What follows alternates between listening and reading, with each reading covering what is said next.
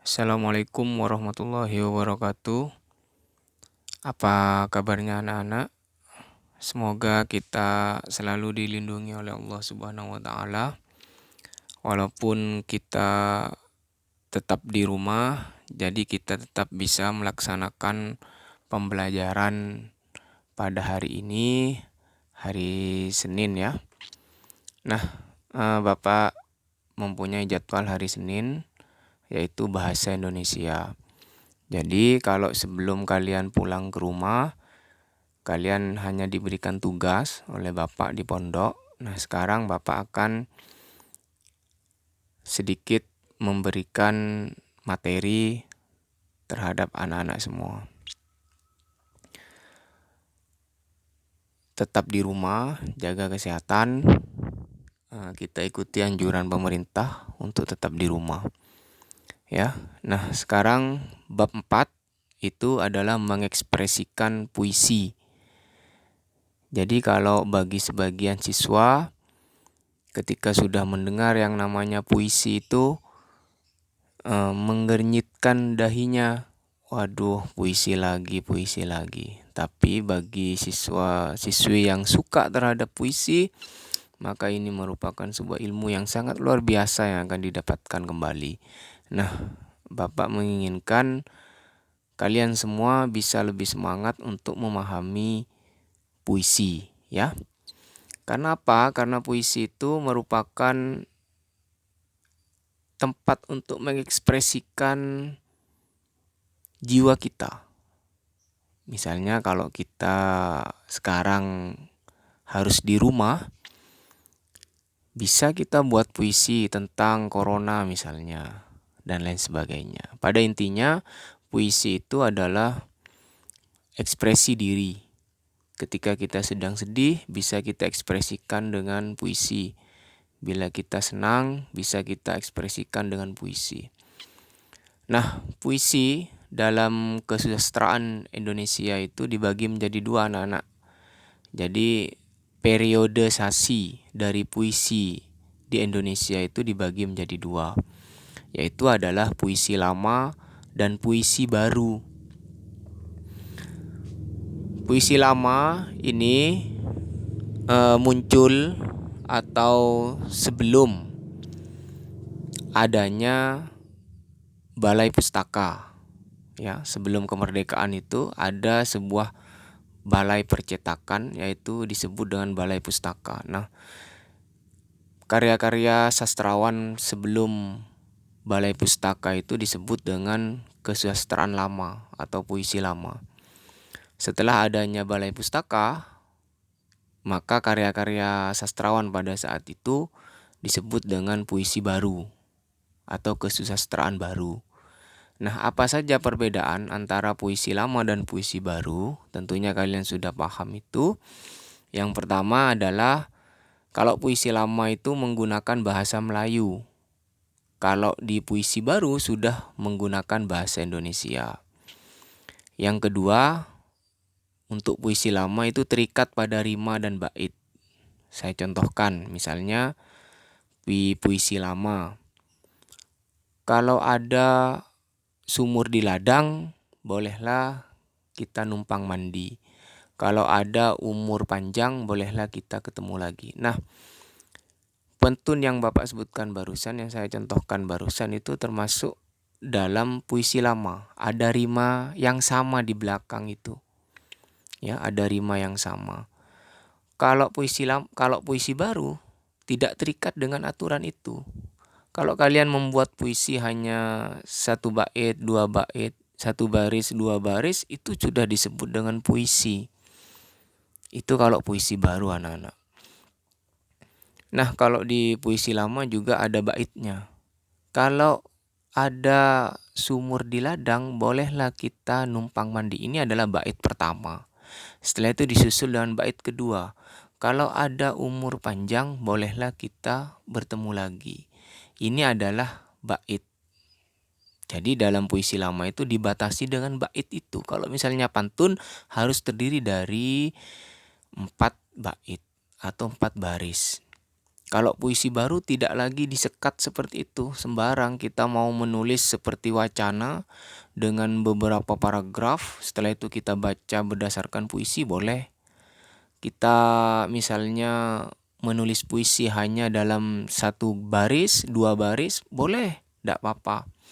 Itulah perbedaan antara puisi lama dan puisi baru. Yang selanjutnya, memiliki sampiran dan isi. Jadi yang Bapak sebutkan tadi di atas ada sampiran dan isinya. Kalau di puisi baru tidak berpola seperti itu, sudah bebas. Terakhir anonim. Anonim ini tanpa pengarang. Kenapa tanpa pengarang, Pak? Karena pada waktu dulu di kesusastraan lama itu disebarkan secara mulut ke mulut. Jadi tidak tahu siapa yang mengarang itu. Nah, kalau sekarang sudah ada pengarangnya, sudah ada hak ciptanya. Jadi itulah perbedaan antara puisi lama dan puisi baru. Selanjutnya ada contoh puisi lama nih. Ada Gurindam 12. Jadi Gurindam ini sama jenisnya seperti pantun, termasuk dalam puisi lama. Salah satu karya puisi lama yang sangat terkenal pada zamannya. Ya. Selanjutnya contoh puisi baru. Judulnya Tragedi Winka dan Sika. Sudah Bapak jelaskan di awal bahwa puisi baru itu bebas, ya. Bebas.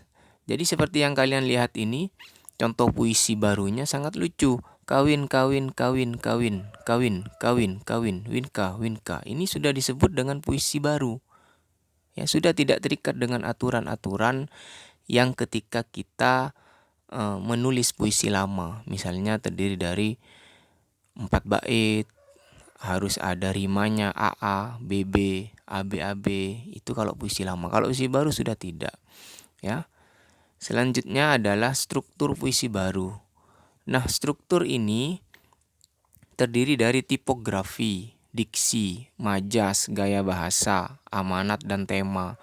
Tipografi itu adalah fisiknya, ya. Tipografi itu penulisan fisiknya seperti apa, seperti yang barusan itu, winka, winka, winka, itu adalah tipografi namanya.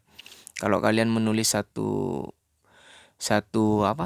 baris saja, itu tipografi namanya. Diksi ini pemilihan kata. Majas apa yang biasanya kalau puisi itu banyak majas yang kita gunakan. Gaya bahasa ini tergantung dari pengarang atau sastrawan. Kalau misalnya kalian lihat contoh dari puisi Dezawawi Imron, itu semuanya kebanyakan itu menggunakan bahasa-bahasa Madura yang sering diselipkan dalam puisinya. Ini menandakan apa? Menandakan bahwa Dezawawi Imron masih tetap dengan gayanya sebagai orang Madura, seperti itu. Amanat dan tema. Kalau temanya tentang keagamaan, pasti amanatnya tentang keagamaan juga. Kalau misalnya tema puisinya tentang percintaan, berarti amanatnya juga tentang percintaan. Nah, teknik-teknik dalam membaca puisi anak-anak itu ada, yang pertama adalah lafal. Jadi lafalnya harus jelas, intonasi bacaannya juga harus jelas, jedanya kapan harus dijeda, ekspresinya apakah gembira, apakah marah dalam puisi itu silakan dipelajari. Tekanannya, ya, tekanan dalam memberikan jeda terhadap puisi. Saat menulis sebuah puisi harus memperhatikan struktur dan unsur-unsurnya. Ya, jadi itu materi untuk puisi anak-anak, baik puisi lama maupun puisi baru. Nah, sekarang ada tugas, ya, ada tugas dari Bapak untuk kalian mengerjakannya yang berkaitan dengan puisi ini. Jadi kalian sekarang Bapak berikan tugas untuk membuat contoh dari puisi. Ya, nomor 1 itu coba dilihat. Coba kalian buat contoh dari pantun dengan tema bebas. Ya. Terus yang kedua, buatlah contoh puisi baru. temanya Bapak tentukan, yaitu tentang guruku. Nah, sekarang kalian buat tugas itu, setelah selesai difoto lalu dikirim ke WA-nya Bapak. Nah, kalau tidak tahu WA-nya Bapak, tanya ke wali kelasnya ya. Jadi itu saja. Terima kasih atas perhatiannya. Semoga kita selalu diberikan kesehatan oleh Allah Subhanahu wa taala dalam menghadapi pandemi COVID-19 ini ya. Itu saja. Terima kasih. Wassalamualaikum warahmatullahi wabarakatuh.